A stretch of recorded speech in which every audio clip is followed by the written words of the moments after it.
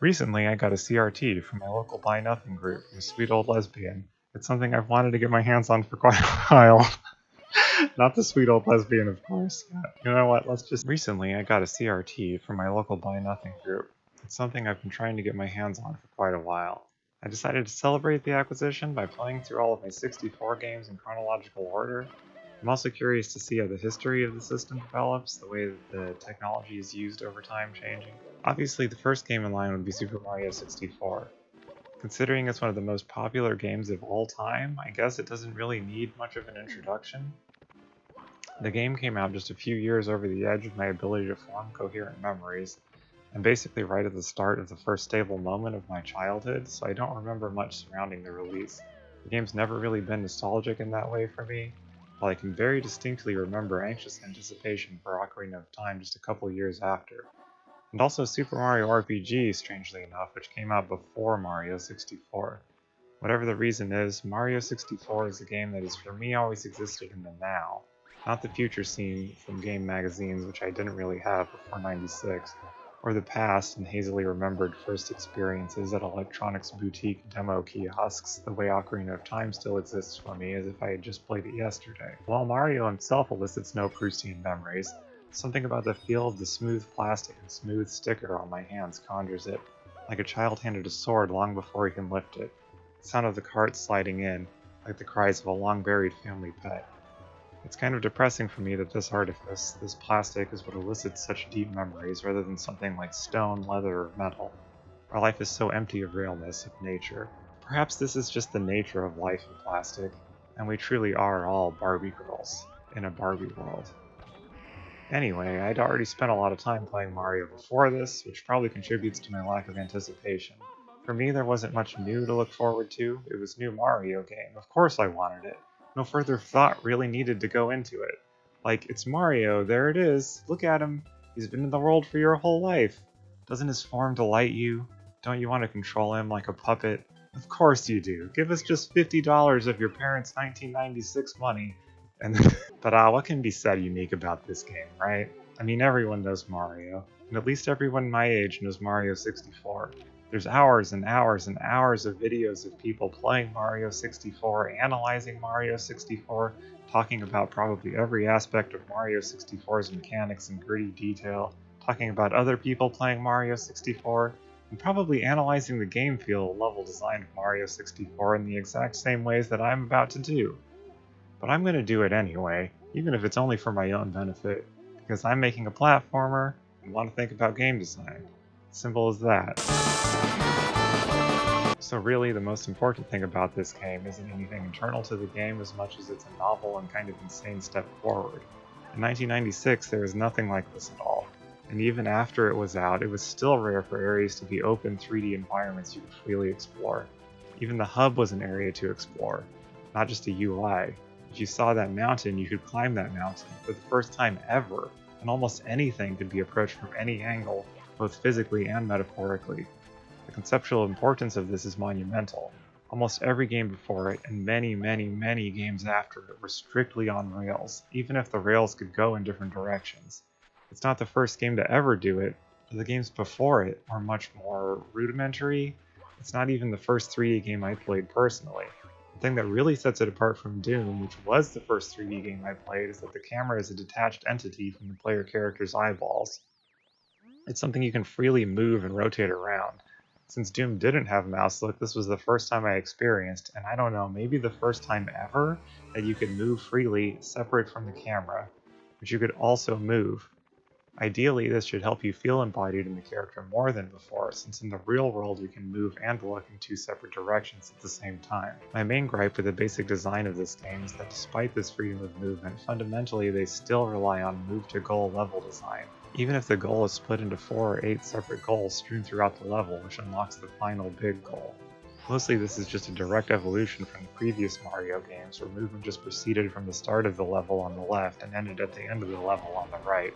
The explorable elements within it that add to the complexity are a follow-up to its immediate predecessor, Yoshi's Island.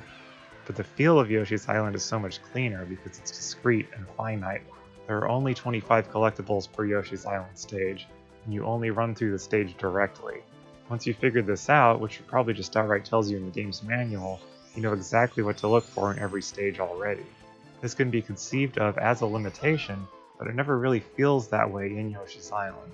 In Mario 64, though, each star is its own separate goal that kicks you out of the level when you get it. Except for the secret 100 coin star, the start point is always the same, and then there's multiple end goals, and the middle part is ambiguous, even unknown.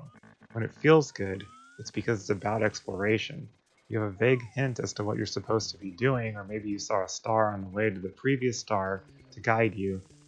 This aspect of the game is pretty much completely lost on me in 2025, because I pretty well remember where every star is already, so I feel like I'm missing something, I guess.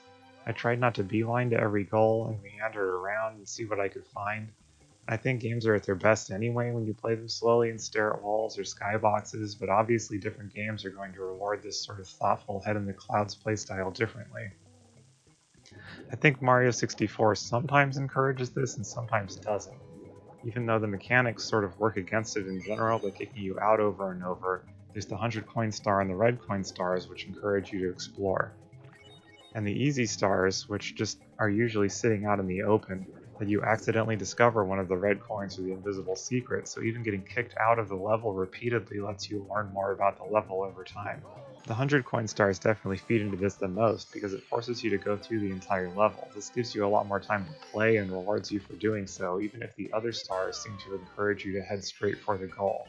The secret stars are similar, and maybe encourage play even more, achieving something more like the effect of Yoshi's Island red coins.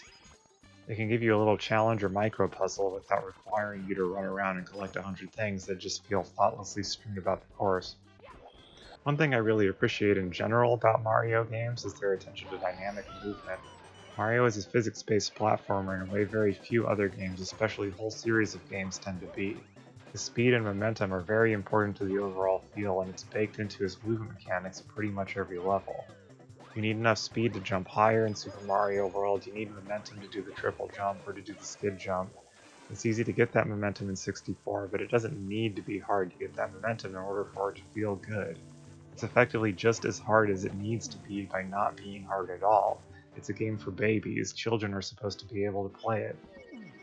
It's interesting to me that the competitor at the time, Sonic, was marketed as the speed game, but the game's never felt as kinetic to me as Mario's movement does, since it's just sort of easy to get up to speed and doesn't alter the character's behavior much. Mario is still entirely about going fast, which it pushes you to do, but only sometimes, and never really punishes you for going slow.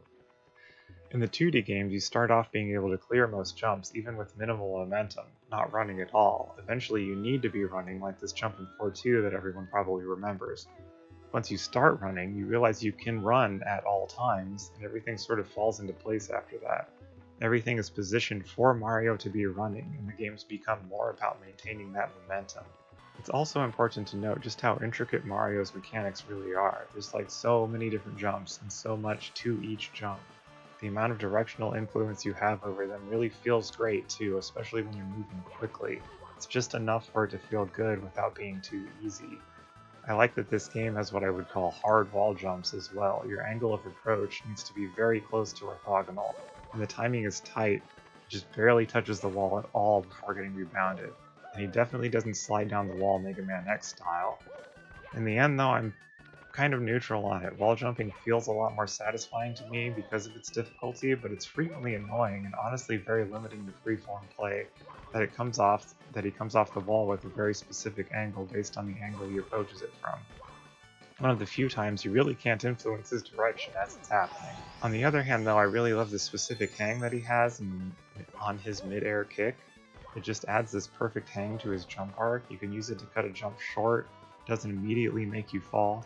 You can use it to hang at its peak, to buy time for a moving platform or Goomba to get right underneath you, or just to add a little bit more direction when you need it. You can also do this really goofy forward mid-air slide that always seemed like something only an insane person would want to do to me, since I usually just end up careening into a wall when I do it. The real problem with this slide is it kept coming out when I really wanted the kick. I'm kind of curious to replay Sunshine or even Galaxy because I don't remember this happening nearly as much, but I don't actually remember what they might have changed. In general, it's pretty noticeable to me just how much better he feels in his very next iteration. As far as the levels on an individual basis, I pretty much felt like the first floor was boring, the basement was trash, and the third floor was where the game actually got interesting. The most high concept stages are there, except TikTok Clock, which is also high concept but just sucks. Big Small Island and Wet Dry World. And the other stages are just hard enough that interacting with the mechanics is interesting without being too frustrating. Then the game takes a massive dive in TikTok Clock and Rainbow Ride, both of which are, as far as I'm concerned, literally hell. The music is annoying, and fucking up very easily means death, since you're constantly over a bottomless pit in both stages. On top of that, you end up spending a lot of time standing around waiting for platforms to move or things to get into the proper alignment while the most annoying song in probably any 64 game plays.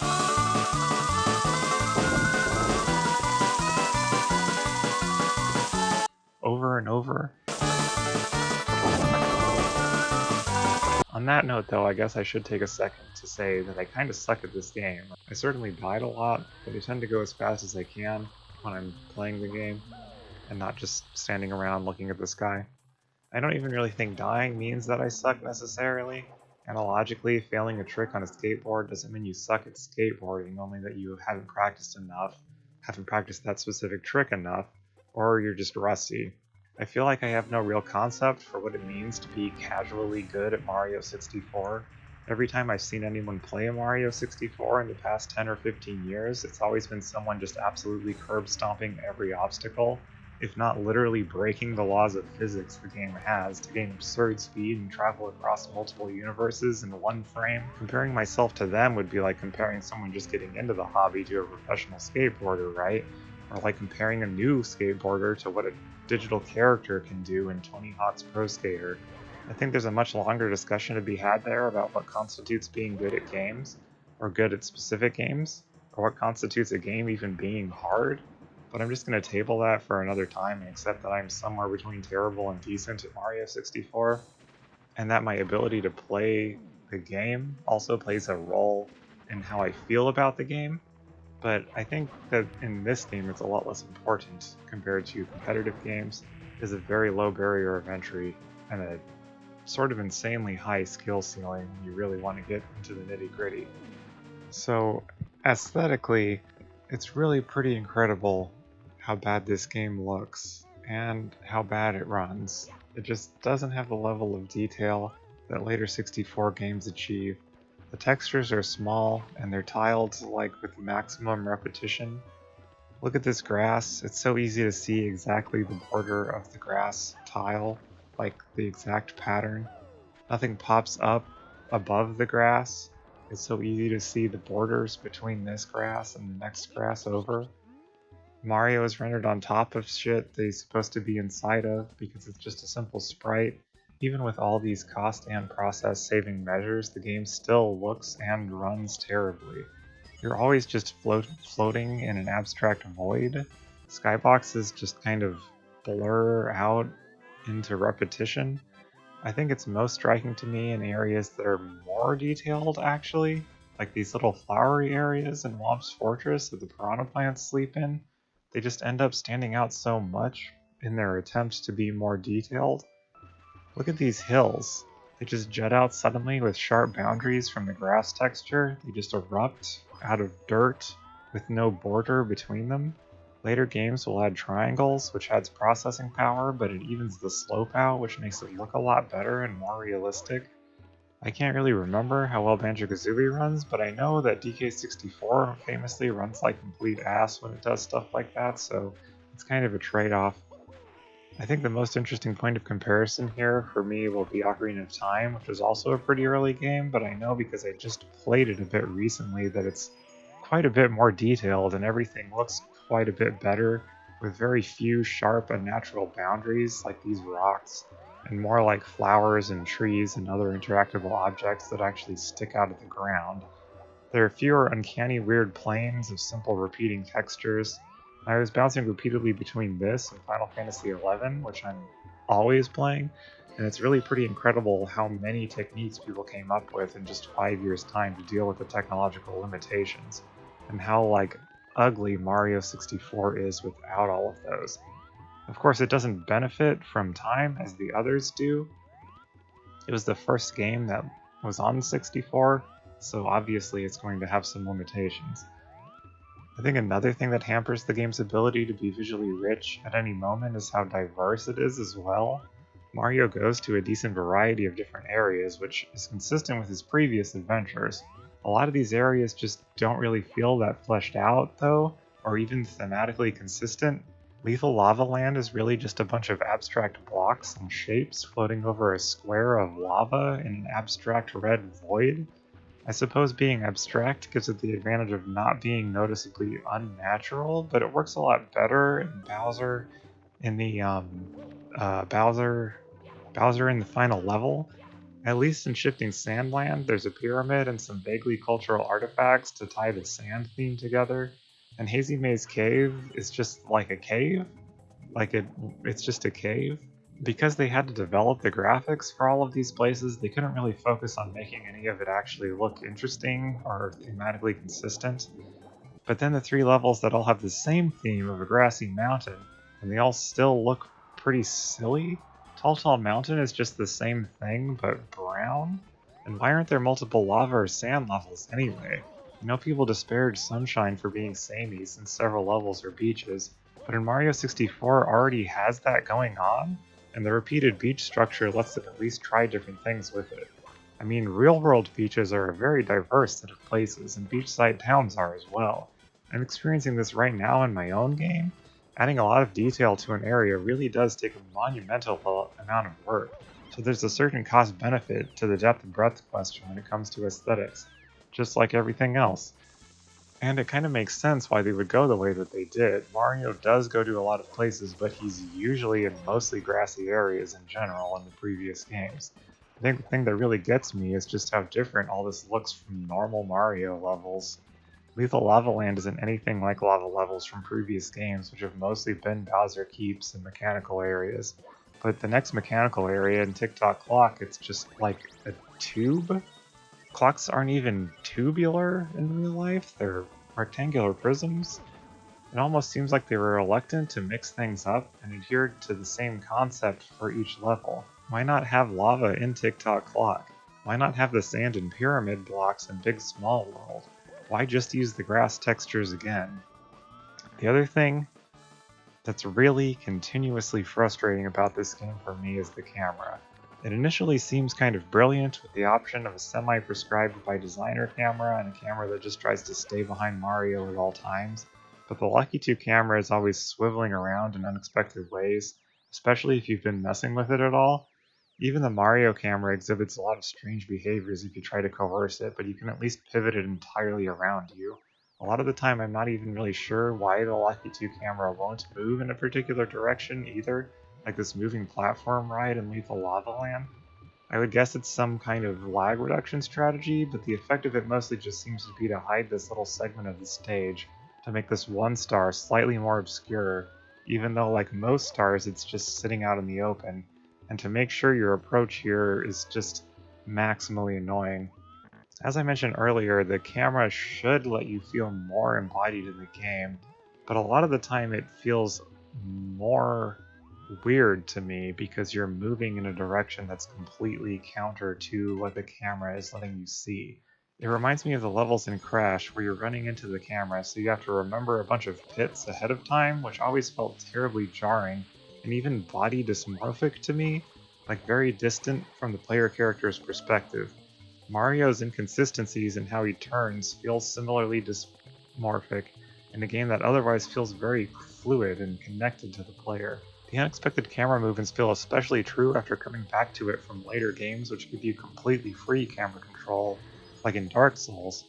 I've been trained to constantly adjust my camera so that I can move in the exact direction I want. It seems like in 1996, they didn't really foresee that people would want to constantly move the camera around. And maybe they didn't, I guess? Like, why would you have to think about that kind of thing when you never have before? A lot of SNES era games exhibit a wide variety of camera behaviors, which I'm absolutely not going to get into right now, but as far as I know, never before this does the player have full control, even when they can adjust it up and down and left and right by pushing L and R in Mario World. People talk a lot about the brain chemistry rewriting effect of playing a 3D game for the first time. And I definitely feel that way. I feel that effect, and I feel the ramifications of that effect still.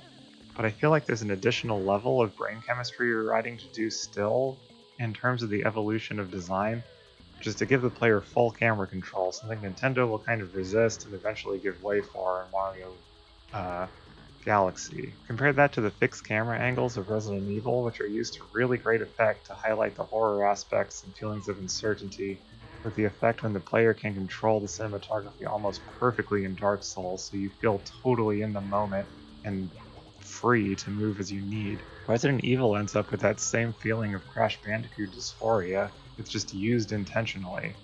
And when you move the camera around freely, it's just another avenue of potential mastery in Souls, something that lets you control your character's body and perspective with a much higher level of finesse. In the real world, you can look one way and move another, but doing so can still be tricky or come with downsides like accidentally driving your car off a bridge. The fixed camera makes me anxious in that way, which may work for Resident Evil, but ultimately feels totally inappropriate for Mario. They didn't understand this yet in 1996 because no one had done the experiments. So, the way I feel about this game now, as a nearly 40-year-old in 2025, is that it's not ultimately very fun. I mean, a lot of people have been able to find a lot of fun in it, and for a really long time. So I don't really mean it as a disparagement that it's not really fun for me personally. I just feel that Super Mario 64 is a game that's hampered at every point by its own innovations. The truth is, it's just hard to be on the cutting edge. It's filled with glitchy platform collision and weird movement physics because they were doing something that was incredibly forward-thinking, incredibly novel, and no one had mapped out the territory yet. They didn't know how to do it at all, and they made it up as they went, not even knowing every detail about the hardware the game would be running on, not knowing how people would approach the game and feel about it, not knowing how good its immediate predecessor would look and feel. It's hard to say that it's ahead of its time, because the rough edges show exactly how of its time it is. The end product is a game that, for me, doesn't really hold up to today's eyes, and I don't really like to think about things as holding up or not, but in a way, none of that really matters, because the game wasn't designed for 2025. The game was a huge leap forward in its time. It paved the way forward for games that would do everything it does better, which we're hopefully going to get into in this series. Games that look better and feel better. A lot of the later Mario games are less well liked now than Mario 64, even if they are subjectively better games, and I obviously think they are, but what makes them better is subjective. It varies based on what you care about. Personally, I think this is probably the worst of the 3D Super Marios. The novelty of the game might have been compelling then, but it just can't be duplicated for me now. And, you know, it makes a lot of sense why. The truth is, they were the first ones there. And for most people, for history, that counts for a lot. But is it even really fair for novelty to carry so much value? What's the actual value of a novel thought? What's the importance of pushing the envelope? Quite often, new technology is adopted before the consequences of it are really considered, which I guess is natural since you can't know all the consequences until you actually do something. It's hard to say that there's even an inherent value in creating new technologies per se, as a lot of new technologies just further existing exploitation if they don't create new avenues for it entirely. But we're not inventing personal automobiles here, this is art. But even in art, is novelty actually meaningful in its own sake? When I make art, I tend to do so in an exploratory fashion, yeah. The exploration is the whole thing that motivates me to do it, really, and once it loses that feeling, art itself becomes rote and stale. I guess it's natural that novelty in techniques is laudable in art, and I don't know about Van Gogh's brush techniques or Picasso's cubism personally, but I'm actually completely sure they weren't the only ones who were doing similar things at the same time when they were working. Honestly, I'm a firm believer that if Nintendo hadn't made the first 3D platformer with a rotating camera, that somebody else would have, and very soon. There were already 3D games, there were first-person shooters from 1992 after all, and platformers even with 3D elements. The other 3D CG platformers came hot on the heels of this one, and they do basically everything differently. People credit Nintendo on their innovations, but I don't know if I personally feel like that's even important in how I consider Super Mario 64, or Miyamoto, or even Nintendo as a company. To me, it feels like the great man hypothesis of history, that history is moved forward by great men, highly individual thinkers, unique personalities. But the thing that makes art great, especially communally made art, as almost all video games are, isn't a singular auteur, but all the people working together to make the machine run in the first place. History isn't made by individuals or even by small groups. The zeitgeist moves on all of our work, and no one is actually a lone driver at the wheel. We can appreciate the Model T for the innovations that went into its development, but anyone using a car for their daily needs would rather drive a more recent vehicle, right? We may never have got to the Toyota Corolla without the Model T, but who wants to actually drive it? Well, plenty of people do, of course. There's nothing wrong with deriving joy from older games. In a way, there's everything right with it. Compared to buying more recent Nintendo games, it's probably ultimately better. It would especially be better to pass on the old stuff for people to enjoy rather than constantly rushing for the most novel new thing, after all. There's no inherent worth in novelty. People love vintage fashion. Novelty is still the thing that makes retro games interesting, though, because eventually the formulations they heralded coalesced into a bland sameness that the vintage deviates from.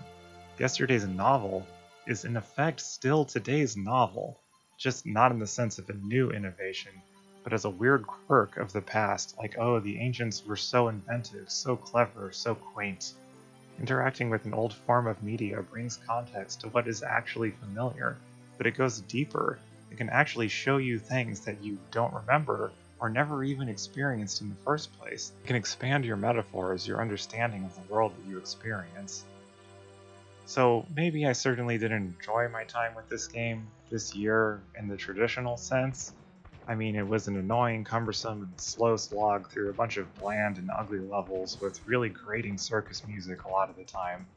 It should have been nostalgic, mind-altering center to my childhood, and I guess maybe it is, but it certainly didn't conjure the vapid, warm, nostalgic good feeling deep in my heart that I get from other games of its era. I may have not really enjoyed my time with Mario 64 itself, but I was jazzed to interact with my 64 and the CRT again, even if it hadn't really been that long for me. I don't think I'll play Mario 64 again, maybe in another 10 or 20 years, but it helped pass a few hours, and some of them even joyfully. Even when it was awful, I was still able to find the fun, so to speak. It made me appreciate the difficulty of the journey to get where we are, and reminded me of some of what we left behind on the way. Well, that's that. Next up is Doom 64, a game I barely remember at all, but a sequel to a game I really love at least, so that's probably going to be fun to experience. If you're curious to see more videos after that, then be sure to pump my algo by liking, commenting, and if you dare, even subscribing. And if you want to go the extra mile to help a broke bitch out, consider backing me on Patreon. I could really use the money. Plus, you could read all kinds of information about my game, like that it's called Unicorn in Lily Bay, and you play a unicorn, and there's a goblin, and you can kiss. Alright, see you next time!